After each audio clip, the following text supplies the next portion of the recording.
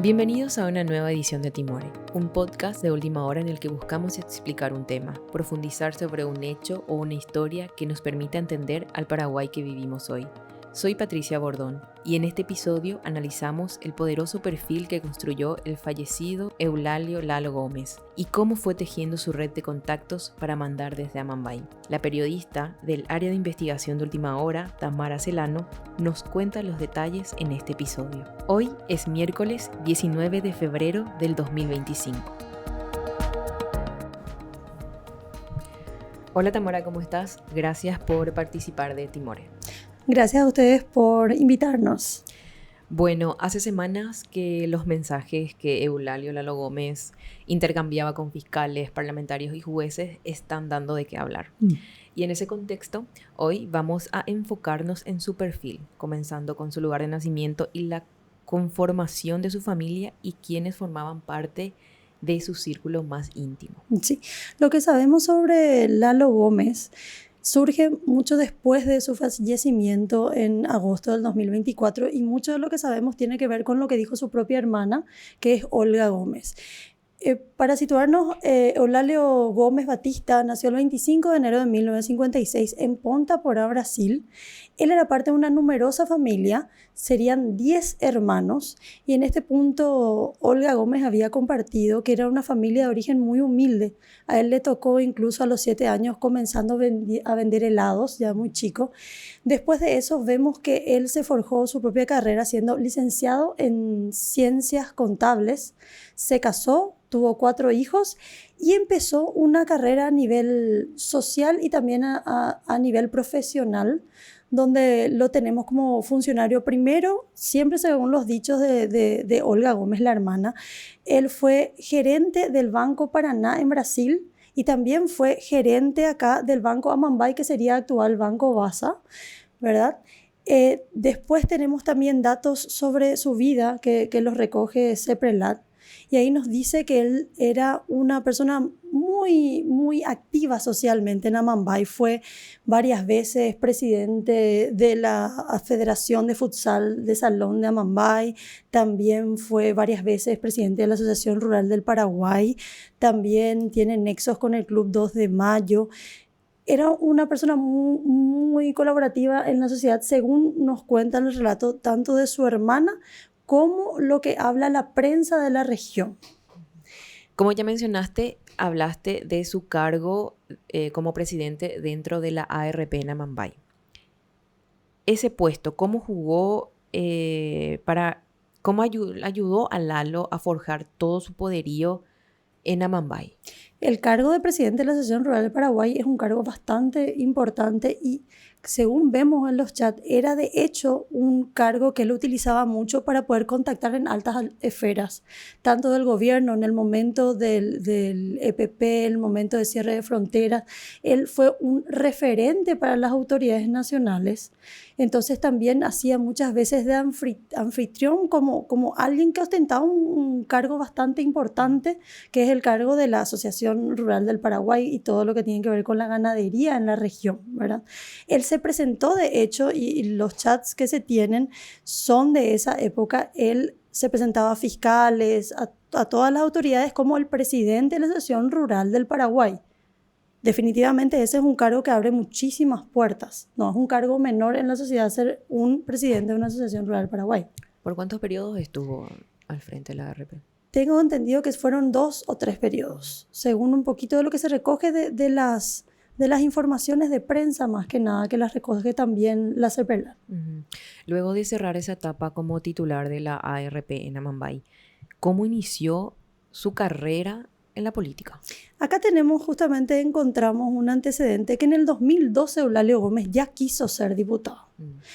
Encontramos en publicaciones de un medio independiente de Amambay que se llama El Nordestino, que en el 2012 Eulalio Gómez fue uno de los 3 precandidatos a diputado por Amambay por la ANR, como representante de la chapa HC Amambay de Honor Colorado. Eran 3 los que se debatían ese cargo, que finalmente se fue para el candidato Marco Papalardo. Recogemos un poquito lo que fue esta entrevista en el 2012 a la que Lalo no había asistido, pero Lalo hizo una llamada y justamente estaba con otras labores que tienen que ver como dirigente deportivo del Deportivo Amambay, que había jugado en esa fecha en Capitambado. Entonces él, según recoge esta información, participó de forma telefónica, pero él era uno de los candidatos de la chapa HC en ese momento. Ese fue su primer intento en el 2012, que finalmente, como decimos, fue designado Marco Papalardo. En el 2017 lo volvió a intentar. Esta vez fue precandidato, pero a senador por el movimiento Tu Asunción. Tu Asunción era un movimiento encabezado por Oscar Tuma. Él se presentó en Amambay por la lista 4 con el movimiento Tu Amambay. Tampoco logró una banca en ese momento. Recién para el periodo 2023-28 lo vemos a Lalo Gómez, que terminó siendo diputado de la mano de Hugo Velázquez y el movimiento Fuerza Republicana. Pero una vez que obtuvo la banca, se pasó al oficialismo con todo el movimiento cartista. ¿Podemos mencionar algunos episodios que fueron más notorios en su carrera como diputado, sus vínculos con Horacio Cartes y el narcotráfico? En su carrera como diputado, Lalo Gómez apoyó ciertas causas que se esperarían que apoye la figura de Lalo Gómez como presidente de la Asociación Rural del Paraguay. Hablamos de 2 proyectos que los pudo defender en abril. Él se sumó a la creación de la Universidad Rural del Paraguay y también a la prohibición de producción de carne cultivada en laboratorio, que son 2 áreas que se esperaría, como te digo, del perfil de Lalo Gómez ligado a la ARP. No pudimos ver mucho de lo que él haría como diputado, ya que esto se dio en abril. Él asumió en junio del 2024 y finalmente termina abatido ya en agosto del 2024, un periodo muy corto como diputado. Sobre lo que sería su relación con capos de frontera y narcotráfico tenemos una larga data. Y esto recién lo sabemos en el 2024, después del operativo Pavo Real 2, gracias a que se develó un informe de la CERPELAT que ya fue escrito en el 2021. El análisis de CERPELAT, de hecho, ya viene por reportes de operaciones sospechosas que datan de 2018-2019. Con toda esta información, hoy podemos decir que Lalo tenía contactos tanto económicos como personales. En el caso del 2018 encontramos nexos con Darío Messer en el operativo Cambio Desligo. En este punto se lo relacionó también a su hijo Alexander Rodríguez Gómez, que sería posiblemente quien le ayudó a Darío Messer a salir del país y habría pilotado el avión Alexander Rodríguez Gómez. Lo que trascendió es que estaban en el cumpleaños de una de las hijas de Joaquín Damota, Antonio Joaquín Damota, y después se dio este paso de Darío Messer hacia el Brasil que lo permite huir de sus responsabilidades acá y no ser extraditado en primer término, ¿verdad? Esa es una de las primeras implicaciones que tenemos de los Gómez con Darío Messer.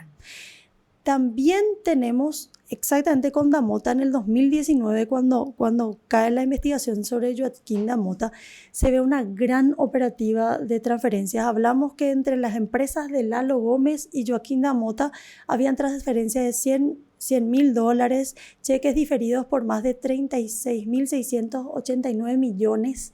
Una operativa larguísima del 2017 al 2021 es lo que describe CERPELAT. Principalmente ¿con quién? Con José Rivasi Damota, un gran elemento del clan Damota. Tenemos también un gran historial con Jarvis Jiménez Pavón.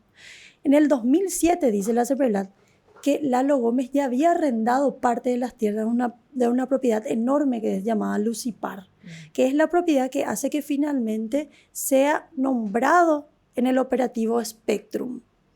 Lalo Gómez es ahí nombrado en el operativo Spectrum porque él aparecía en registro de Senaxas como administrador de esta propiedad, y esta propiedad cayó en manos de testaferros de Jarvis Jiménez Pavón. El operativo Spectrum es del 2017, pero la operativa de Lalo ya es del 2007. También tenemos más relacionamiento, incluso habla el informe del CERPELAT, relacionamiento con Fat Yamil. Fat Yamil, que fue un capo de frontera que falleció en el 2016. Lalo Gómez registraba actividad con una empresa ligada a ellos que se llama Cerealitas Yambué. Esta empresa del clan Yamil estaba administrada por Ronald y José Carlos Acevedo Quevedo. Y como socio le tenía Nasir Yamil George, hermano de Fat Yamil. También hay pequeñas operativas de transacciones de dinero entre Lalo Gómez y Fat Yamil. Escarbando, llegamos a lo que es Cabeza Branca, que es Luis Carlos Darrocha, que también salta en los chats. Salta en los chats justamente por el operativo Spectrum, que nos dice, que es la que acabamos de hablar de Lucipar también, que en ese momento también algunas juezas trataron de tener información financiera sobre él, ¿verdad? Ahora sabemos que Lalo Gómez tenía operativas de dinero, transferencias grandes de dinero con las empresas de Cabeza Branca, que son Cooperativa Ñacundandaú, Luna Blanca, Brisa con Epsin, Lucipar, de la que hablamos, otra estancia también que es la estancia San Juan, muchísima operativa con ellos. Y además hay otra conexión y uno dice, ¿quién más? Le tenemos a Cabeza Branca, que no es un agente menor en frontera. Se estima que él que tenía de capital $100 millones y movía un promedio de 2 a 3 toneladas por mes de cocaína. Esa era la operativa que tenía Cabeza Branca, siendo él también un operador de perfil muy bajo. Todo esto cae recién en el 2017 con la operativa Spectrum, donde vemos todo el poderío que tenía Cabeza Branca, ¿verdad? Pero también tenemos una conexión con Rodrigo Alvarenga. ¿Quién es Rodrigo Alvarenga? Rodrigo Alvarenga también era una persona de 36 años de un perfil súper bajo, a quien se lo nombra ligado a Cintia Tarragó en el 2019. Ellos caen con el operativo que hace que finalmente Cintia Tarragó y su esposo Raimundo sean extraditados a Estados Unidos. Rodrigo Alvarenga se lo relaciona como alguien que había realizado transferencias de dinero sin tener ciertos permisos. Finalmente él vuelve. Es muy amplia la red de contactos que tiene Lalo Gómez. Incluso encontramos cierta actividad económica de gente ligada a Lalo Gómez, específicamente la hermana de Lalo Gómez, con una empresa cuyo titular es Rodrigo Alvarenga. ¿Quién es Rodrigo Alvarenga? Rodrigo Alvarenga fue imputado en New Jersey con Cintia Tarragó y en el entonces marido Raimundo Vá. Estaba ligado al caso de Cintia Tarragó de red de lavado de dinero. En este caso, Alvarenga comparte una empresa con Nilsa Pabla Gómez Batistas Caramalaki, que es la hermana de Lalo Gómez. Pero esta empresa a su vez tiene cierta relación comercial con las empresas de Lalo Gómez, que es Paraguay Autopartes, y mismo a título personal con Lalo Gómez.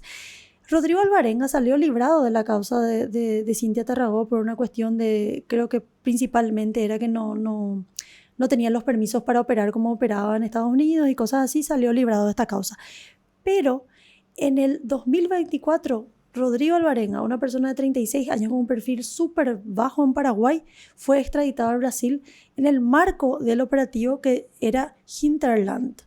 Se suponía que ellos habían enviado algo así como 300 kilos de cocaína entre Brasil y otros países de Europa. Él está ahora con un proceso en el Brasil y esa persona también tenía operativa con Lalo Gómez a través de su hermana. Es lo que recogemos del reporte, sigo nombrando, que es del CEPRLAT, que se hizo en el 2021 y salió a la luz en el 2024. Lalo Gómez también tiene relación con el operativo Berilo. ¿Qué es el operativo Berilo? El operativo Berilo es del 2018 y ahí se da la famosa, ¿cómo era? Hasta ahí te puedo decir, de Cucho Cabañas. Operativo Berilo es de Cucho Cabañas, que finalmente salpicó al diputado Ulises Quintana. Acá en esta relación específica se habla que Lalo Gómez tenía operaciones con la empresa Aviación y Compañía, que es una empresa que estaba vinculada con los que trabajaban con Ulises Quintana y a su vez con Cucho Cabañas. Sería el Acfilio, no sé cómo vamos a pronunciarlo así como se escribe, y ellos tienen una red de lavado en el Brasil. también lo tenemos ligado a Diego Benítez. Diego Benítez, ¿quién es? El ex dirigente del Club Olimpia, que en el 2021 fue procesado por, de hecho que su caso sigue en proceso, por el envío de 16.000 toneladas de cocaína en latas de pintura a distintos puertos de Europa. Ese es un caso abierto. Y Lalo Gómez tiene varias transferencias con esta casa de pinturas y también con una ganadera que es propiedad de Diego Benítez, que es Monkey S.A. Por eso digo, cuando hablamos de Lalo Gómez, hablamos de una red bastante amplia que nos muestra a nivel de cada referente que fue naciendo en frontera y otros, como el caso de Diego Benítez, que no es un referente de frontera, pero que finalmente resulta teniendo una operativa como esta de 16.000 toneladas de envíos a Europa en botes de pintura. O sea que él estaba en todas. Podemos decir que tiene muchas conexiones. Finalmente, él cae por Jarvis Jiménez Pavón. Y cómo pudieron cerrar el cerco sobre su figura es sobre la venta específica de una estancia que se llama Negla Poté. Con Negla Poté lo que se encontró es que era una estancia, una moneda de cambio. Cuando necesitaban ellos dar mayor capital a la organización, entonces hacían una simulación de venta de esta propiedad. Tanto es así que esta propiedad por 10 años pasó de los Jarvis a un amigo, de otro amigo, a otro amigo, así. Entonces esto justificaba ante el banco créditos hipotecarios. ¿Cómo funciona la figura del crédito para un clan que está queriendo lavar? Vos tenés esa plata, pero vos no podés justificar la plata. Entonces, hipotecás una propiedad que es totalmente tuya, pero la ponés a nombre de otra persona. Con esa justificás un crédito que creo que en este caso era un crédito de 1.700 millones. $1 millón, perdón. Y vos tenés ese capital y haces un pago rápido de ese préstamo. Entonces ahí es donde se blanquea tu capital y ya es operativo. Es plata proveniente de un crédito. ¿Qué más limpio que plata proveniente de un crédito? Cuando se sabe que esa no fue plata proveniente de un crédito. ¿Qué quería hacer Lalo? ¿A qué aspiraba? Tejiendo toda esta red. Viendo un poco lo poco que pudimos ver en los chats, era una persona que le gustaba ostentar el poderío que tenía. Él se presentaba cuando no era diputado: soy el presidente de la Asociación Rural del Paraguay, estoy a tus órdenes, puedo hacer lo que vos quieras, llámame, yo lo consigo. Y efectivamente lo hacía. Hablaba con quien tendría que hablar sobre lo más mínimo que tenía que ver con la población, desde conseguir una cama para un internado hasta echar una causa que tenía que ver con un capo del primer comando capital. O sea, él hacía la misma operativa y le gustaba. De hecho, cuando recibía visitas importantes, actores importantes de la política o del Estado, le contaba a otros que él estaba haciendo importante. A nivel, eso es un poco la psicología del personaje que estamos viendo en estos chats de a poco, ¿verdad? A nivel de capos de frontera, lo que dice, y recojo las palabras del criminólogo Juan Martens, que lo dijo acá, lo está diciendo también en varios medios, que él se perfilaba como el futuro Fat Yamil. Fat Yamil fue alguien que tuvo en frontera una gran influencia. No se movía nada sin que Fat Yamil supiera, ¿verdad? Hasta que finalmente fue asesinado en el 2016. ¿Lalo Gómez era la piedra en el zapato de alguien? Lalo Gómez tenía mucha información. Y Lalo Gómez tenía mucha información financiera y operó para demasiados clanes, es lo que puedo decir. En esa red muy grande uno no puede saber de dónde puede venir el golpe, pero podemos ver que arrendaba propiedades de varios testaferros. Nombramos Joaquín Damota, Jarvis Jiménez Pavón, Darío Messer, Fat Yamil, Cabeza Branca. Hablamos de sistemas enormes en frontera y él tenía varias injerencias en lo que es la red de lavado de dinero, supuesto lavado de dinero. Y en su lugar, así entre comillas, ¿quién podría quedar? ¿O quién busca quedar? No sé cómo está la operativa en frontera. Yo no sé si él estaba armando o no un sucesor. Lo único que trascendió es que sí quería en su oportunidad que su hijo se incursionara en la política, ¿verdad? Que estaban como perfilando a que sea el próximo intendente, ¿verdad? De hecho, que él logró posicionarse y lo que vemos es que estaba buscando poder político más que su operativa en otro tipo de negocios de la frontera, ¿verdad? Porque logró que después de muchísimos años de autonomía liberal en la Mambay, poner a su secretario como gobernador. Hablamos de Juancho Acosta, con quien también publicamos, conseguía favores, estaban detrás de una camioneta de la Senat y muchas cosas, ¿verdad? En ese sentido, lo que vemos ahora, lo que nosotros podemos percibir es que se estaba tratando de tejer su red ya con el aval político, no depender de otros políticos, sino ser él ese político y tener toda su red como político. Perfecto. Gracias, Tamara, por colaborar en este episodio. Gracias a ustedes. Espero que les haya servido alguno de los datos que estamos tirando. Vamos a seguir trabajando con esto, así que atentos a ustedes cuando quieran. Gracias. Este episodio fue producido y conducido por Patricia Bordón. Estuvo como invitada la periodista del área de investigación de Última Hora, Tamara Celano. La edición de sonido corresponde a Renata Carballo. En la coordinación editorial estuvieron Hilda Rodríguez y Fernando Boxia. Nos pueden encontrar en todas las redes sociales de Última Hora, en nuestro sitio web www.ultimahora.com, así como en Spotify o en su plataforma de podcast de preferencia. Muchas gracias por escucharnos y hasta el próximo episodio.